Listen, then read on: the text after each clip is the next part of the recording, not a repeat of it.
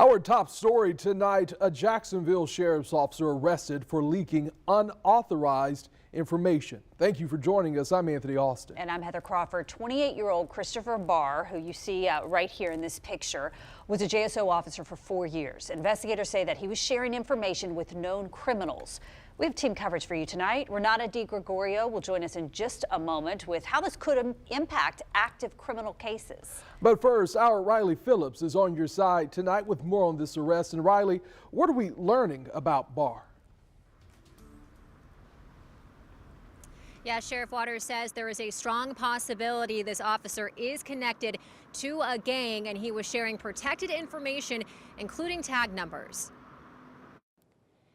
28-year-old Christopher Barr was arrested on January 27th. Sheriff TK Waters says they were given information from their federal partners and began doing an internal audit. According to Barr's arrest affidavit, there were 2 incidents involving Barr. The first incident happened on September 19th, 2023. The investigating officer was shown messages from a conversation where a subject in an investigation was asking for details of a police interaction in Jacksonville. The messages mentioned Barr's name, a picture of Barr in his JSO uniform, and the names of witnesses. The investigating officer did a search of JSO's agency records management system, a restricted system, which revealed Barr reviewed a report containing the information requested in the text conversation with timestamps matching the time of the text messages. The arrest report also stated the phone number used in the text conversation was registered to Barr as his personal phone. The investigating officer wrote in the arrest affidavit he was notified of a second incident that happened on November 12, 2022.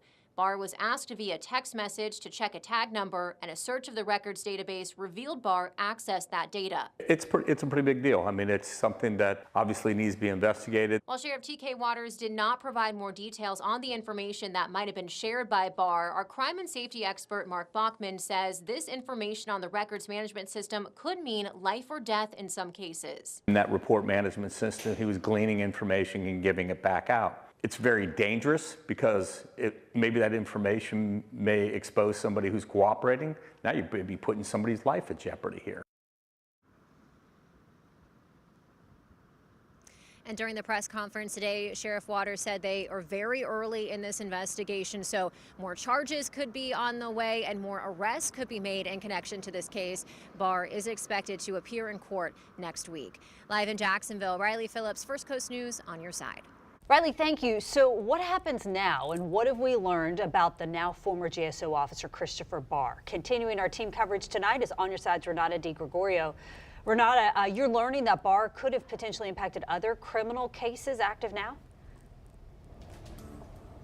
Yes, Heather, and right now investigators have to go through all of the cases that Christopher Barr could have been involved in and ones that he was involved in. The state attorney's office has to go through these cases as well and do a review to see if any of them, and if so, which ones, may be impacted by his arrest. Now, because Barr was employed with JSO as a patrol officer for 4 years, our First Coast News crime and safety expert Ken Jefferson believes doing a deep dive into his cases might not be too difficult. It wasn't a really long amount of time. The state attorney's office has yet to determine a timeline for it, though. They do say Barr will be added to the Brady information system. The so-called Brady list is a list of law enforcement employees who've been charged with crimes, shown bias, or are considered dishonest, and a liability if called to testify. Records show from police records that Barr was received 4 in-house or citizen complaints from October 2021 to September 2023, and 5 of the 7 allegations against him were sustained. Jefferson explains that several of them mean Barr violated a JSO policy, but not a criminal one. We have requested reports on those. Here is Jefferson describing what kind of information officers need to find now.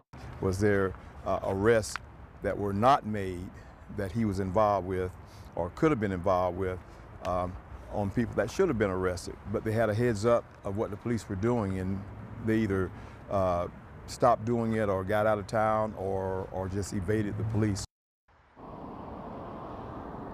Jefferson says even though the state attorney's office is placing Barr on what's known as the Brady list, Jefferson says it's unlikely that he will ever work in law enforcement again. Reporting live in Jacksonville, Renata DiGregorio, First Coast News, on your side.